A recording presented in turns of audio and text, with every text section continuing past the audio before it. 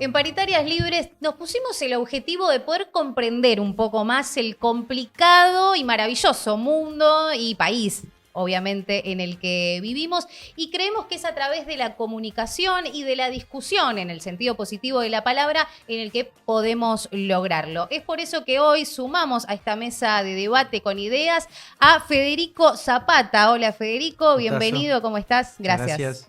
gracias. Un gusto. Gracias por la invitación. El gusto es nuestro y para quienes no lo saben, Federico es licenciado en Ciencias Políticas, codirector de la consultora Escenarios y autor, entre otras cosas, del libro Los Muchachos Cordobeses, en el que nos vamos a estar metiendo de lleno en breves nada más porque nos parece muy interesante el análisis y las propuestas que haces a través de cada uno de tus escritos. Pero nos interesa partir en el trabajo que haces desde Escenarios. Bien. Porque en esta primera parte queremos saber si es posible hacer un panorama de la sociedad argentina en la que vivimos a partir de las afinidades ideológicas existentes o no existentes en la actualidad, ¿no? Y sabiendo si podemos, si estamos en condiciones de decir que existe un pueblo mileísta o libertario. Bueno, qué pregunta.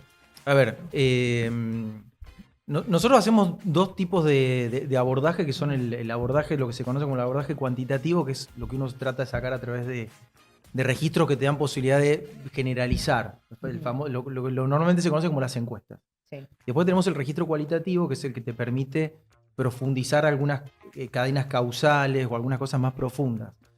Lo que nosotros venimos viendo, sobre todo desde la pandemia, muy fuertemente, por eso de hecho con Pablo, con mi socio, con Martín a veces, lo hemos escrito a veces en Panamá Revista, es la emergencia de algo que era bastante incipiente, pero fuerte y sostenido, que era el desacople entre los trabajadores formales que tenían alguna ligación al Estado y los trabajadores que estaban en el mundo de la informalidad. Eso nosotros lo veíamos, te digo, pandemia 2020, 2021, lo veíamos claramente, era una cosa muy fuerte. O sea, como que la pandemia de alguna manera creó esa división de los que...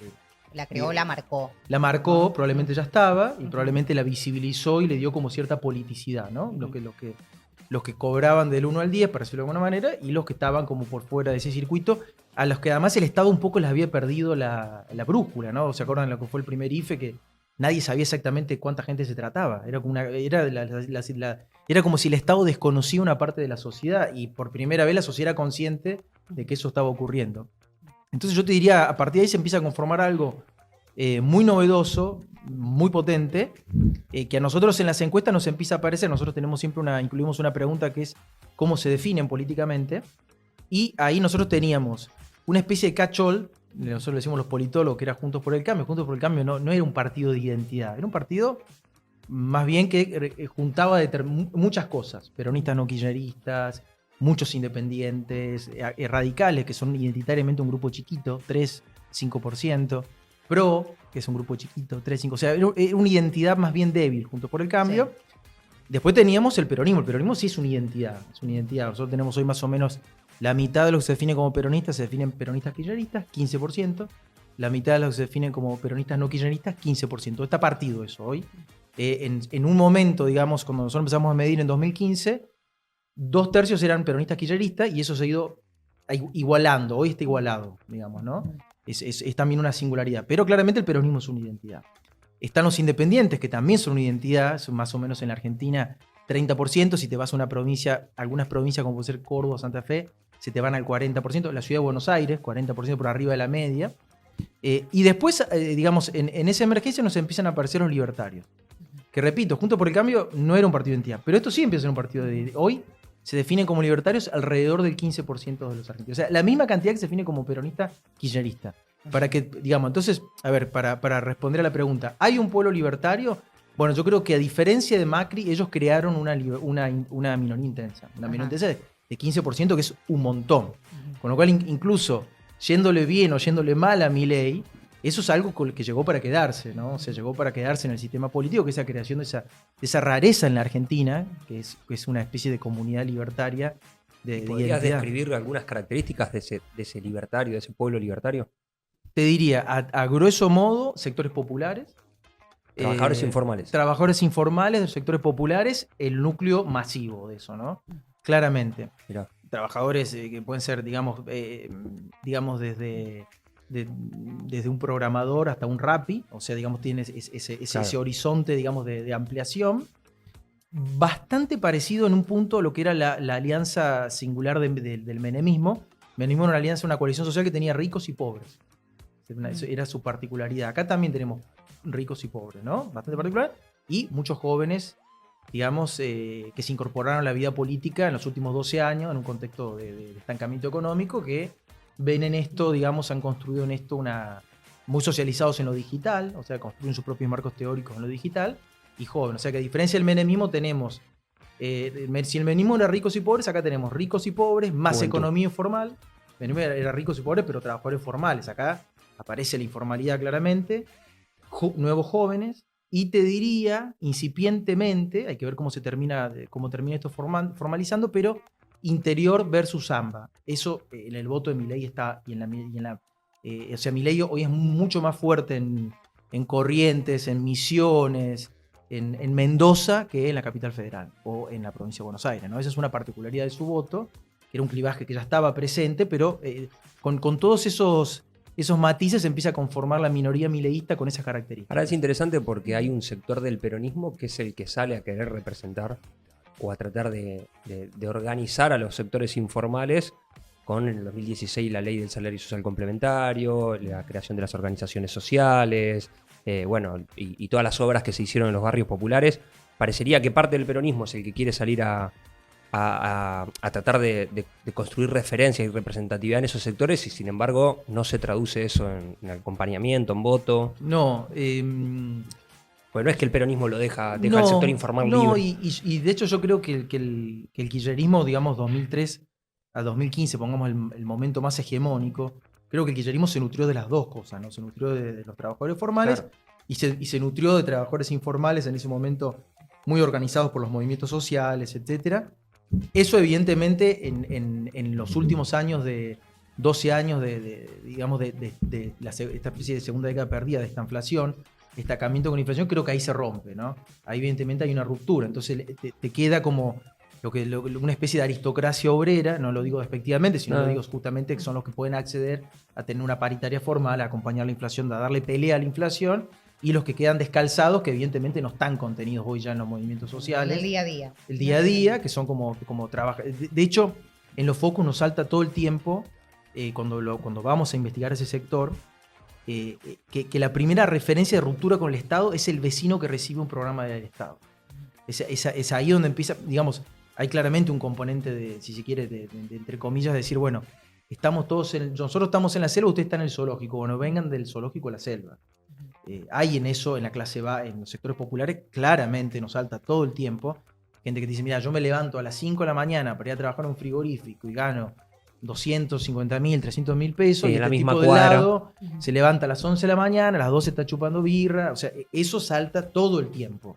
Entonces, evidentemente, ahí hay algo que se rompió con la informalidad, que es de ahí, me parece, donde se está nutriendo este fenómeno. Acá la producción te trajo el café. Los Pa, pedidos qué genio, es son espectacular. órdenes, así que si querés, igual puedes irme echando con el mate, no hay problema. Todo No, voy por el lo que gustes. cafecito. Y podríamos decir que entonces, que marcás este factor, es uno de los que hizo que muten esos votos que antes iban para el peronismo a este nuevo representante que tiene hoy a Milei a la cabeza. Y yo creo que le está caminando la sociología, sin dudas. Nosotros había focus donde 3-4 meses antes de la elección habíamos hecho, por ejemplo, una batería de focus, hicimos una en el NEA y una en el LOA. Y había gente del sector popular que nos decía, si se presenta Cristina, yo la voto a Cristina, y si no, la voy a votar a Milei. O sea, que había ahí una transferencia de votos clarísima. El mileísmo creo que le está caminando profundamente la sociología al peronismo.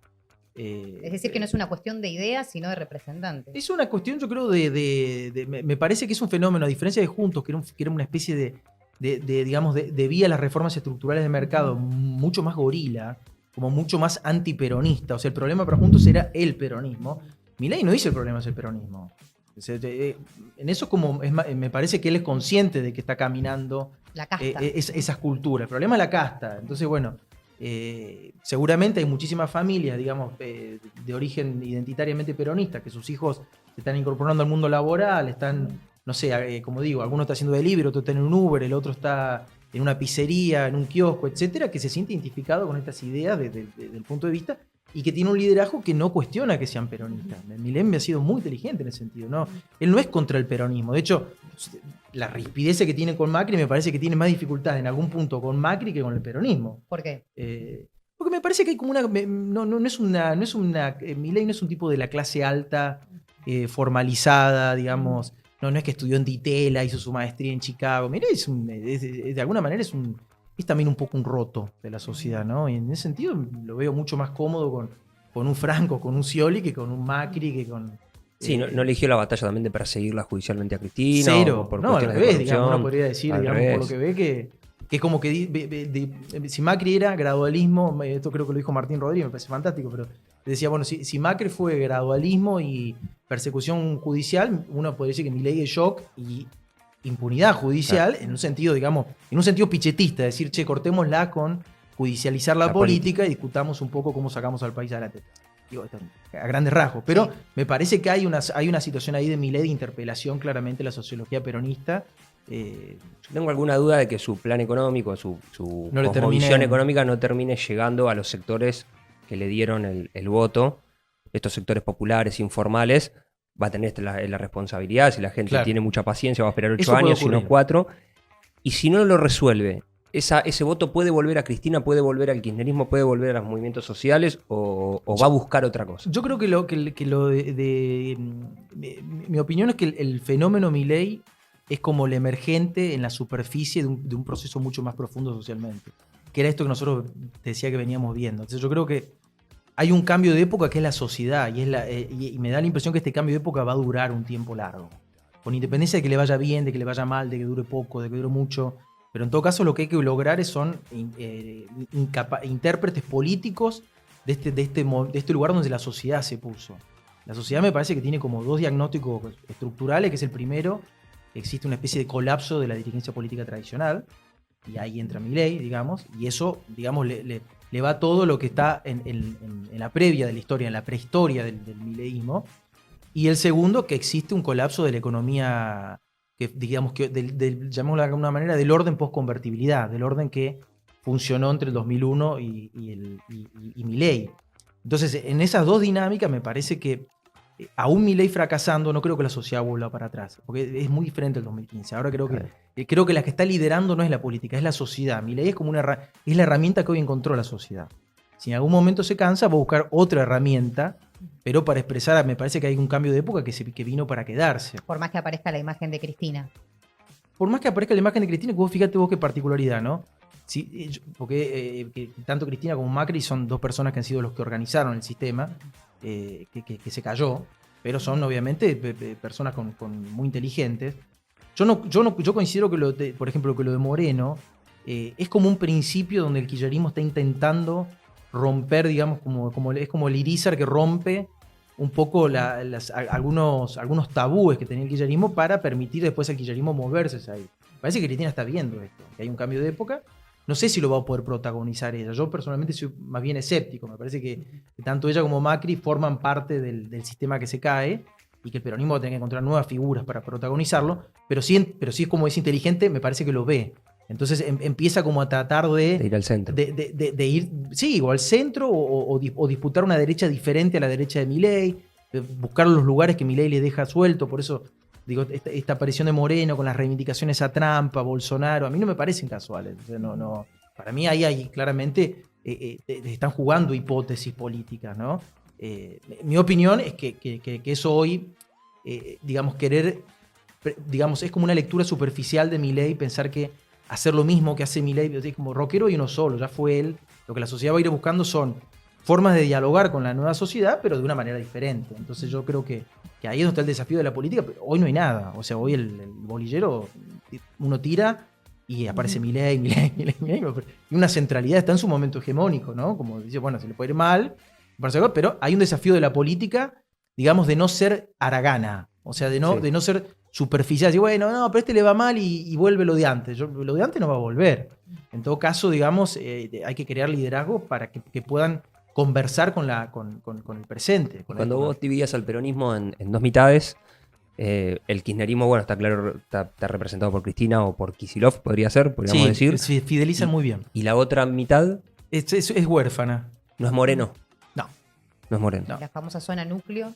Es huérfana, te diría, También. porque digamos, lo que tenés, por ejemplo, cuando uno, en la identidad kirchnerista, bueno, ahí entra, desde, como decís vos, Cristina y Kicillof. Kicillof, el que mejor la sintetiza, incluso los últimos meses, incluso te diría funciona un poquito mejor que Cristina, con la totalidad de ese Claro. electorado. Y después tenés un Grabois, un Moreno, que son como todas variaciones de ese electorado, un poquito más tirado hacia una cosa más seinendil, digamos, una cosa más societalista, pero son como variaciones de esa. Eso no penetra en el peronismo, digamos, que se dice no kirchnerista. El peronismo no kirchnerista está como buscando otro tipo de cosas, no ha encontrado una figura. O sea, digamos, como te digo, había, no sé, hubo gente que votó, de los que se definían, una parte votó en las elecciones, votó a Schiaretti, una parte votó a Larreta, otra parte Claro. votó. O sea, están como medio. Es un electorado huérfano hoy ese, ¿no? No tiene un lugar, no se sabe dónde queda, ¿no? ¿Y cuáles son los funcionarios que ven que siguen manteniendo la imagen más positiva? Y hoy te diría hay un pelotón sobre todo de 3 muy fuertes, que son Villarruel. Nosotros estamos cerrando ahora casualmente mañana, o sea que te estoy hablando con datos de mes vencido, digámoslo, para ser específico, pero ella mide mejor que Milei. Mide mejor que Milei desde diciembre. ¿Mucho más?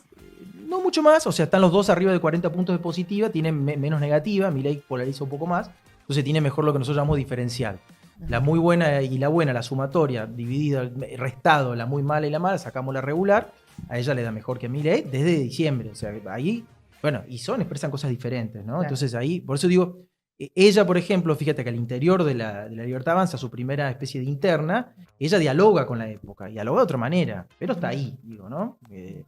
Y después tenés a Patricia Bullrich y Milei, que más o menos miden parecido, pero están los dos arriba de 40 puntos y tienen un diferencial positivo.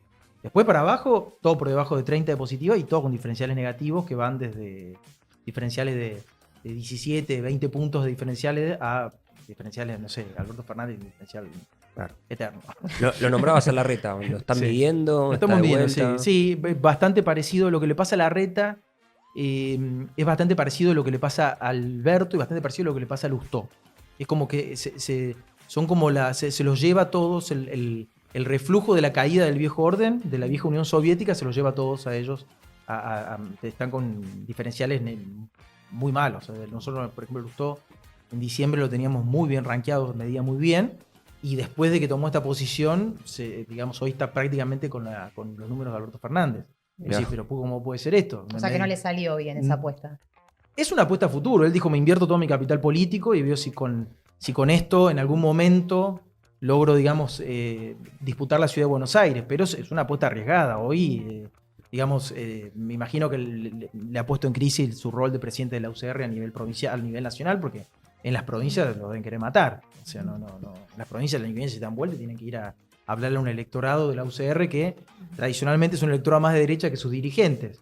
Pero bueno, Lustó lo llevó eso una especie de tensión muy grande. Así que te diría hoy, todo lo que asemeja como a la crisis que Alberto Fernández, que expresaba Alberto Fernández como una especie de intento de construir una superación de la crisis política y económica argentina desde el centro.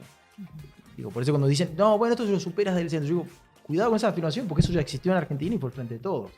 Entonces todo lo que se parece un poco a eso, y te lo lleva a la crisis, te lo arrastra, ¿no? ¿Y qué pasa con esto que ahora aparece mucho, que son los discursos que de repente un día te digo una cosa y al otro día te digo otra con total normalidad, firmeza, convencido y no me sacás de ese lugar? O mismo este recurso de criticar, ¿no? Por ejemplo, Mondino, estábamos viendo antes este video con la prensa de Paraguay, ¿no? En la que estaba completamente enojada diciendo, no, hagan preguntas inteligentes, hace falta un poquito de inteligencia nada más. ¿No? Como la respuesta a través de la evasión, ¿no? Uh-huh. Y esta falta de racionalidad también que hay en los discursos. ¿Eso es algo que también se ve representado en la sociedad o es más un recurso de la política para este momento? ¿Cómo lo ven? No, esa pregunta es como la pregunta de la profundidad del asunto. Porque desde el 2007, 2008, digamos, creo que el iPhone aparece en 2007 para acá, lo que ocurre es lo que se denomina, nosotros llamamos la crisis de la verdad. Uh-huh. Entonces hoy, digamos, para decirlo de alguna manera, es menos importante qué se dice y la coherencia interna de lo que se dice y la racionalidad de lo que se dice y la relación de eso que se dice con los hechos que quién lo dice. Entonces, bueno, este auge de la política de la identidad se vincula con esto. O sea, la posverdad es como la ruptura de la epistemología común, de la conversación común. Es un gran desafío para la democracia esto. No sé cómo se va a resolver. Los regímenes autoritarios lo resuelven de una manera muy simple, digamos, ¿no? Porque tienen capacidad de control. Ahora, en las democracias esto está siendo un problema. Está siendo un problema porque tenés emergencia de estas minorías intensas que, digamos, que han perdido la posibilidad de, sobre la base de, como vos dijiste la palabra racionalidad, sobre la base de una discusión que tenga algún fact-checking, sobre que tenga posibilidad de chequear hechos o argumentos, construyen, digamos, racionalidades muy propias, sin ningún tipo de respaldo de hechos, y se aíslan de la... Bueno, ¿cómo funciona esto con la democracia? No lo sabemos. Pero es algo que llegó para quedarse, porque digamos, las redes, sobre todo que esto navega en la democratización que producen las redes sociales, están para quedarse, han venido para quedarse, y seguramente van a implicar que la democracia se ajuste. Pero si uno ve el auge de los outsiders, digamos, desde Trump 2016, 2017 para acá, está esto dando vueltas, ¿no? Claramente. Y otra cosa de la que se tiene que ajustar es el Estado. Bueno, sí, claro, totalmente. ¿Cómo ve la gente? Me imagino que todas estas crisis tienen que ver con la falta, puedo decir, de chequear o contrastar con la realidad. Y la falta de respuesta que se le dio a la gente en tantos años desde el Estado y la estigmatización que tiene el Estado por muchos sectores. ¿Cómo juega el Estado con la gente? ¿Lo tiene medido? Y el Estado es como una mala palabra hoy, digamos, en el grueso de la sociedad. O sea, directamente mala palabra. Sí, por supuesto que hay excepciones, uno siempre generaliza, ¿no? Pero, digamos, la crisis, digamos... yo hablé de la economía y la política, que es como un poco es como decir la crisis entre la relación y el Estado y la sociedad. Es como decir, che, discutamos de nuevo, barajemos y vemos de nuevo. ¿Cuál va a ser tu alcance? ¿Cuántos impuestos me vas a cobrar? ¿Qué es lo que vas a hacer? ¿Lo que vas a hacer lo vas a hacer bien o lo vas a hacer mal? Es como una discusión sobre el rol del Estado en el fondo y sobre el rol o la relación del Estado con la sociedad. Entonces, digamos, un poco cuando desde el Estado se enuncian derechos, para esos sectores que están muy descolgados, digamos, de la realidad del Estado, es como que en realidad se están enunciando privilegios, no derechos, ¿no? Y claro. esa es como la cuestión de fondo, y seguramente va a implicar en los próximos años el diseño de un Estado que por ahí sea menos abarcativo, se focalice un poco más, pero las cosas que se focalice las haga bien.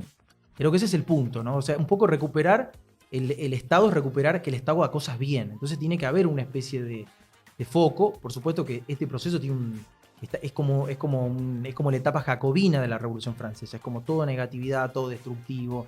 O sea, en realidad, digamos, encontraron un Estado colapsado, el Frente de Todos dejó un Estado colapsado, loteado, con autoridad rota, desprestigiado socialmente, cuestionado, dejó un Estado colapsado, y lo que están haciendo es como profundizar ese colapso. Entonces se montan del colapso y lo profundizan. Bueno, en algún punto alguien va a tener que agarrar y decir, bueno, no sé si va a ser Franco, si va a ser Sturzenegger, si va a ser Milei o si va a ser otro espacio político que en algún momento diga, ok, perfecto, pero necesitamos un Estado, en todo caso, ¿qué va a hacer ese Estado, no?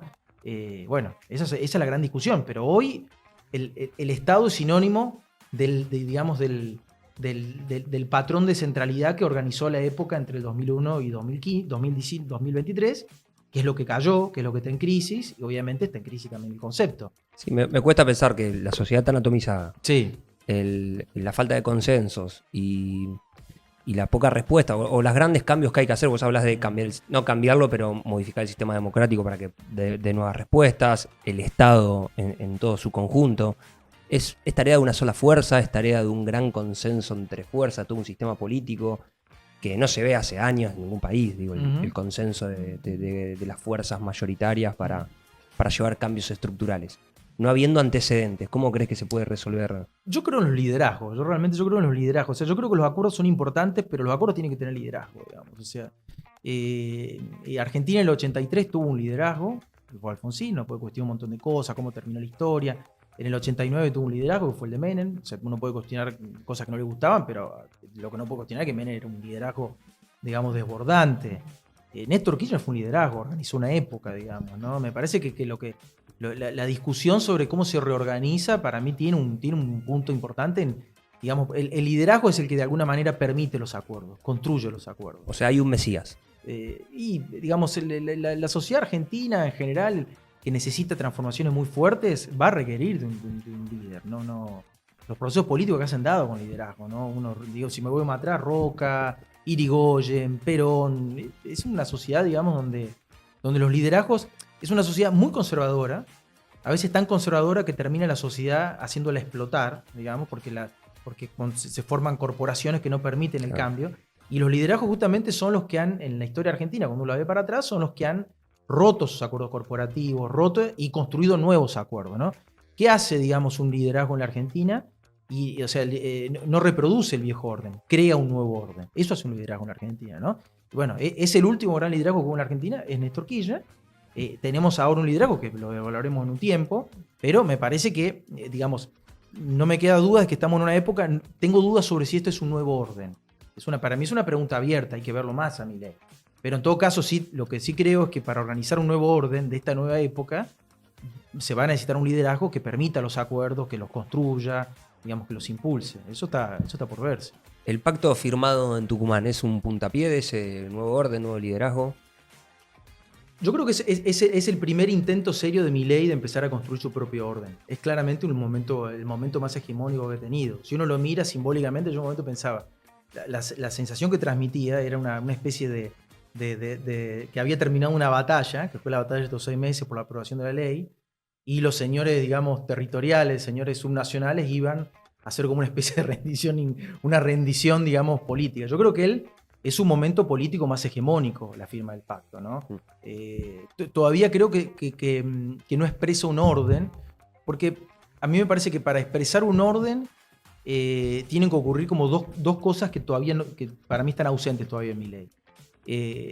La primera, él tiene como una especie de pulsión destructiva, y entiendo que eso tiene una funcionalidad histórica hoy, porque la sociedad está como destruyendo el viejo orden, pero no le veo todavía la pulsión de vida, o sea, no le veo todavía cómo arma el futuro, cómo lo construye, cómo construye el orden político, ¿no? O sea, es un tipo que no le gusta mucho la política, ha puesto un par de delegados, pero no me da la impresión, o sea, que creo que paradójicamente su actual vitalidad, que es como una especie de virus que da vuelta por las redes, también habla de cuál es su talón de Aquiles. Entonces yo creo que hasta que Milei no puede ordenar una idea sobre el futuro, no puede ordenar una corporación política libertaria, eso falta, la corporación política libertaria, y no puede ordenar una estatalidad, esas 3 cuestiones, bueno, hasta ahí yo creo que no hay un nuevo orden. Estamos todavía en un proceso, como digo, jacobino de destrucción del viejo orden.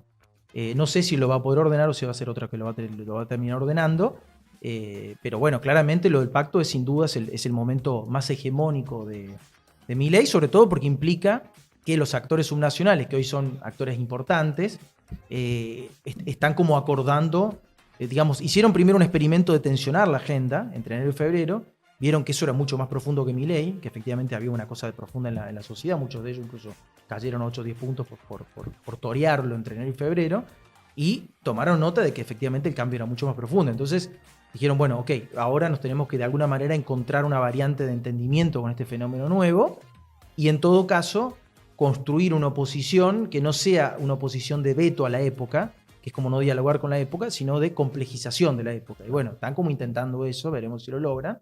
Me parece que es un momento hegemónico. Si puede o no construir un orden, creo que es una pregunta que hasta que no se resuelvan esas 3 dinámicas queda abierta. En tu libro de Los muchachos cordobeses, vos destacás la figura de la Sota, ¿no? Cómo él pudo correrse un poco de ese peronismo fanático para poder convocar a sectores que hasta ese momento se encontraban un poco más alejados o reacios, ¿no? Esto tiene que ver también con la propuesta que hiciste en uno de tus artículos en Panamá sobre esta propuesta para que se puedan encontrar las regiones productivas del país, esta figura de peronismo protestante también que traes a colación siempre en tus entrevistas y en los artículos. ¿Tiene esa relación para poder generar algo nuevo, si se puede llamar nuevo, o al menos un camino que llegue a convocar? A ver, yo qué creo, a mí me parece que el peronismo de la provincia de Córdoba, cuando uno lo ve en historia, el libro un poco refleja eso, y uno lo trae a la discusión sobre el presente, lo que aporta es una especie de tecnicatura, que es lo que yo digo, digamos, de ese momento histórico, que obviamente De la Sota no es que peleaba contra la ortodoxia peronista, ¿no? De la Sota fue uno de los grandes renovadores, digamos, de los que acompañó a Cafiero, de la mesa chica. Ese proceso con la victoria de Menem no se trunca en Córdoba, sino que él dice, bueno, acá hay algo que me puede servir para yo ser el actor hegemónico. Y toma el poder en el Partido de Justicia, se queda con el peronismo de Córdoba a partir de una operación societalista, que es decir, él agarra en lugar de decir, en lugar de intentar peronizar la sociedad cordobesa, que era una sociedad mucho más compleja que no peronista. Yo cuando alguien dice la sociedad cordobesa es antiperonista, digo, no conoces la sociedad cordobesa, es mucho más compleja. Pero digamos, lo que hizo fue básicamente, en lugar de peronizar la sociedad, ir hacia la sociedad cordobesa, hacerse cordobés. Y esa operación implicó un nivel de apertura del peronismo a los actores sociales muy fuerte. Entonces ese peronismo se llenó de alguna manera de lo que hoy se denominan outsiders. O sea, incorporó sectores productivos, periodistas que eran famosos, artistas que eran famosos, dirigentes o profesionales que eran muy conocidos en territorio, los sumó. Entonces lo que hizo se transformó de alguna manera en un etos provincial más que en un etos peronista. Y en eso creo que la actual fase, digamos, si hay una fase de reconstrucción del peronismo, yo soy muy escéptico de todos los que están intentando hacer un peronismo borbónico, un peronismo donde importa más la iglesia que la relación con la economía, la relación con la sociedad, la relación con están como obsesionados con los símbolos. Soy muy crítico de eso, porque me parece que eso te lleva a un aislamiento muy fuerte del proceso histórico. Y me parece que una forma, digamos, de emprender la reconstrucción del peronismo sobre la base de este templo que se ha caído es emprender una especie de tomar la metodología societalista y utilizarla en esta característica, que obviamente va a implicar nuevo liderazgo, porque los actores de la sociedad, para creerte y entrar y formar parte y dejarse atravesar por problemas, tienen que encontrar que hay algo nuevo ahí adentro. Entonces es muy difícil que los viejos liderazgos que nos trajeron hasta acá puedan ser los que emprendan este proceso de hibridación con la sociedad, de renovación. Es muy complejo eso. Digo, y no estoy cuestionando la capacidad de esos actores. Digo que la gente también evalúa, dice, no, pero a vos ya te conozco, ya te conocí, claro. ¿Por qué te tengo que creer? Entonces, ya no se ven representados. Es muy difícil eso. El tema de la reputación, porque vos tenés que básicamente meterte en los sectores productivos que están huérfanos. O sea, hoy Milei no le dice nada a los sectores productivos argentinos. Milei está como en una especie él quiere quiere que el mercado ordene la microeconomía, pero no dice nada de la microeconomía. Bueno, ahí tenés un espacio vacante. Pero para hablar con esos sectores te tiene que creer, tenés que tener un liderazgo que no esté contaminado con las cuitas del pasado. No, pero vos me hiciste tal cosa en tal año. Y bueno, entonces ahí va a implicar, digamos, creo yo, una renovación dirigencial muy fuerte con algunos gauchos y gauchas que se animen a tomar la posta y a ser muy intensos y a crear, digamos, una nueva pasión, un nuevo amor y que permitan abrir al peronismo, aunque no se le llame peronismo, creo que es lo de menos. O sea, acá el problema es en beneficio de los trabajadores. En beneficio de la Argentina, es como decir, bueno, dejemos de pensar que la Argentina es la excusa para estar nosotros contentos en el peronismo y pensemos un peronismo para la Argentina. Ese es como el gran clic que tiene que hacer la nueva generación. Decir, bueno, se acabó pensar que la Argentina es como el lugar donde nosotros tenemos que plasmar lo que nosotros pensamos.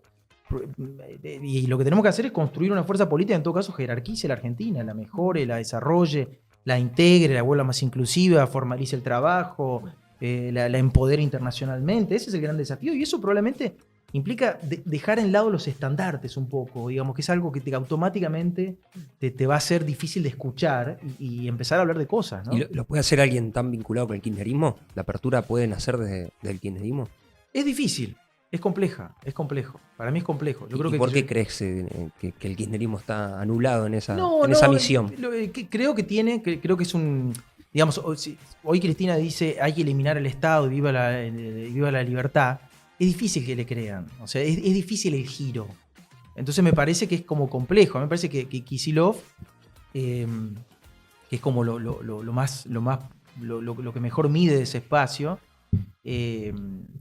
va a intentar ser auténtico y va a intentar conformar una especie de fuerza progresista, digamos, ¿no? Una especie de Podemos de lo que queda de eso. Yo creo que, digamos, que eso es estirar un poco el concepto del peronismo, pero puede funcionar, qué sé yo, quizás funcione. Pero viste que como capital tiene su pelea con Máximo para la apertura de esos sectores. Tiene que terminar, tiene que terminar de consolidarlo. Implicaría, digamos, que él fundar un liderazgo en Argentina a veces es matar a un padre. Claro. Se lo digo metafóricamente, Sí, sí, sí. pero es como freudiano. Era ¿no? cuando se le decía a Alberto que cree el albertismo. Claro, a ver, no existe, no se crean los liderazgos si no se mata un padre. Digo, De la Sota creó su liderazgo matando a Berkovich en Córdoba, que básicamente lo ganó. Y dijo, che, la sociedad dice, bueno, mostramos una cabeza sobre una picota. ¿No? Digamos, no existen los liderazgos sin eso. No quiero ser. Suena horrible las metáforas, pero en la política es así.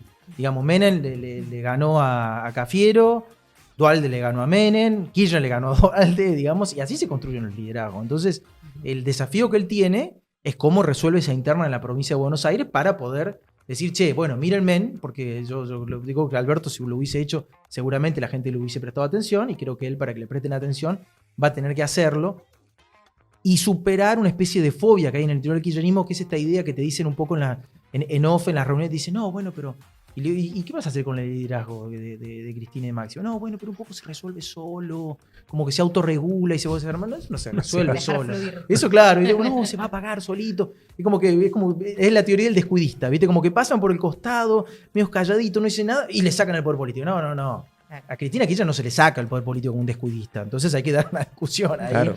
Y bueno, y eso es un desafío de él en la provincia de Buenos Aires, que no es fácil. Yo soy bastante escéptico, puedo estar equivocado, soy bastante escéptico, por eso creo que veo muchas dificultades en el kirchnerismo de poder, digamos, ser la vanguardia de la reconstrucción de un peronismo. Soy muy escéptico también, soy muy escéptico con lo que pasa en el resto del país, o sea que creo que, bueno, que hay que dejarnos sorprender un poco. Hoy Milei, digamos, no venía de ninguna provincia, no gobernaba ninguna municipalidad, no tenía ninguna secretaría, ningún rubro del Estado, y en 2 años tomó el poder político. Entonces me parece que la época nueva nos da como cierto margen para animarnos a probar liderazgos que no necesariamente están anclados en el poder estatal burocrático, que hoy incluso es una mala palabra para la gente. Entonces tenemos ese margen para probar algo, me parece, de afuera. ¿Querés un mate? Porque nunca te dejamos preparar el Muy café, bien. así que hidratate. Y estamos llegando al final de esta charla, tenemos un montón de cosas para seguir hablando, así que seguramente te vamos a volver a invitar en otro momento. Pero en base a esto que decís, ¿están midiendo también a Marcos Peña, por ejemplo, que apareció con esta imagen nueva del tipo común, vestido así nomás, hablando de la meditación, de la importancia de volver a uno mismo, de encontrarse con la gente? ¿Podría ser también alguien que de repente esté ahora estirando afuera y esperando para entrar? Mira, no lo hemos medido a nivel nacional. A mí me parece que es como una receta repetida, que es como la receta de lo que ya fracasó, es como Juntos por el Cambio, ¿no? Por más que se saque la camisa y se ponga una remera. Pero es un poco Juntos por el Cambio era eso, ¿no? Tiremos globos, era como una especie de apuesta a que, digamos, la nueva época que se abría en las redes sociales era una época de despolitización total, y que vos le mandabas un mensaje hipersegmentado a cada persona diciéndole lo que quería escuchar y resolviéndole los problemas de su metro cuadrado, el bache de la cuadra, y con eso funcionaba. Y creo que precisamente el fracaso de su gobierno y el auge de Milei es como que es lo que está explicando es como el fracaso de esa hipótesis. O sea, si hay algo que Milei no es antiideológico, es hiperideológico. Si hay algo que no es como un segmentado, que está con la tecnología, o sea, que está como una especie de clases New Age. Me parece algo como muy superficial en relación a cómo van a ser los liderazgos en la época. Yo creo que los liderazgos en la época son liderazgos anclados en la historia, dando discusiones en la historia, intensos, digamos, que pasionales. En todo caso, como el desafío es cómo uno pone de moda o transforma una racionalidad en una locura. Yo creo que ese es el gran desafío de los que todavía soñamos con que Argentina pueda ser un país, digamos, de clase media, pujante, inclusivo. Es como eso, como transformar eso. Es como juntar pasión con complejidad. Creo que ese es el gran desafío. Pero no me parece que sea un desafío posideológico, como lo plantea Marcos Peña, que es una persona hiperinteligente, no estoy diciendo nada, digamos, pero me da la impresión de que esa hipótesis que probó Juntos por el Cambio, Cambiemos y el PRO, que funcionó bien en la ciudad, me parece que está como vieja, está como un poco desacoplada. De hecho, uno cuando lo ve hoy a Durán Barba y lo escucha, por ejemplo, Durán Barba no dice la misma cosa que en 2015. Durán Barba está, digamos, como en una línea completamente diferente a la de Marcos Peña, y la sensación que tengo es como que él sigue dando vueltas sobre ideas demasiado históricas para la Argentina, demasiado históricas para el proceso político actual. Esa es mi sensación, ¿no? Si mañana fueran las legislativas, ¿el oficialismo las gana o Y depende de dónde, pero por ejemplo... a nivel nacional? Y pasa que son distritales porque son de término medio, pero por ejemplo, si la bajan a Bullrich a la ciudad de Buenos Aires, tienen la posibilidad de hacer una muy buena elección. Hay que ver cómo resuelven la provincia de Buenos Aires. O sea, yo no sé si la bajan a... Vamos a... Sí, divagamos. Divagamos. Si la bajan a Villarroel, a la provincia de Buenos Aires, es una gran elección. Adorni también sumaba es Claro, sumaba de bueno, candidato. yo mencioné los que mejor, digamos... ¿Tiene buena imagen, Adorni? Más o menos. No es Bullrich ni Villarroel, pero está bien, digamos. Pero bueno, hoy corren muy solos. Corren muy solos, esa es la realidad, ¿no? Hay todo un desafío de las provincias, pero las provincias, ¿cómo van a hacer? Si él les planta candidatos. Bueno, el PRO, ni hablar, porque el PRO, si no cierra esta paritaria, como dicen ustedes, como el programa de ustedes, si no cierra la paritaria, el PRO tiene un problema, porque digamos, se queda sin electorado. Claro. Entonces, suponete que le bajan en la capital a Bullrich. ¿Y quién le pone el PRO? En su distrito más importante. Claro. A Mauricio. Pero eso es un O riesgo, vuelve ¿no? Horacio. Es un riesgo. Sí, pero está peleado con Mauricio. Claro. Digo, Claro. le- Y pero viste que uno se pelea, después se arregla, de un hoy, día a otro, ¿no? hoy, después del firma del pacto, Milei tiene una ventaja estratégica en relación a todo el sistema político en Argentina, que es el único que es un liderazgo indiscutido en su espacio, indiscutido, o sea, nadie lo discute. En el resto del espacio están todos los liderazgos indiscutidos. Y bueno, y tiene una forma de diálogo con la época. El resto está como buscando cómo habla es como que va a un país de otro idioma y está como aprendiendo el idioma.